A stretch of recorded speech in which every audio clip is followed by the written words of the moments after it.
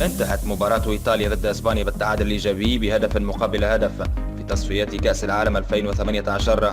سوف نستعرض في هذا التقرير أبرز أرقام المباراة. إيطاليا لم تخسر على ملعبها في تصفيات كأس العالم أوروبا منذ 40 مباراة، منذ مباراة الدنمارك عام 1999.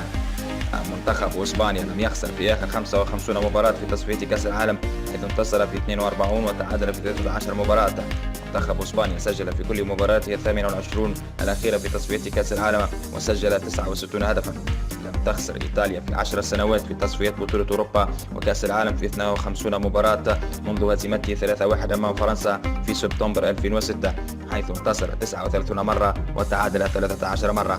إيطاليا خسرت مرة واحدة فقط من 18 مباراة سجل فيها دانييل دي روسي، حيث ربحت 14 وتعادلت 3 مباريات. أهداف دانييل دي روسي الدولية الأربعة الأخيرة مع إيطاليا كلها جاءت على أرضه. دي روسي شارك في المباراة الدولية رقم 100 في تاريخه مع لاتزيو لإيطاليا. آخر مرة انتصرت فيها إسبانيا على إيطاليا في الأراضي الإيطالية كان يوم 20 فبراير 1971، 45 عاما تقريبا و7 أشهر. التعادل رقم 15 بين منتخبي إيطاليا وإسبانيا. إسبانيا سجلت 37 هدفا وإيطاليا سجلت 43 في المواجهة المباشرة. التعادل السابع بين الفريقين في المباريات الرسمية. فيتول سجل هدفه الثاني دوليا مع منتخب إسبانيا. منتخب إسبانيا لم يربح في آخر 3 مباريات تنافسية ضد إيطاليا، حيث تعادل مرتين وخسر مرة.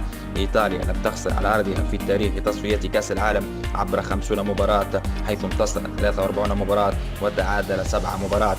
راموس يتسبب في 4 ضربات جزاء هذا الموسم مع الأندية والمنتخب. زار بن صالح، بين سبورت القطرية، التصفيات الأوروبية المؤهلة لمونديال روسيا 2018.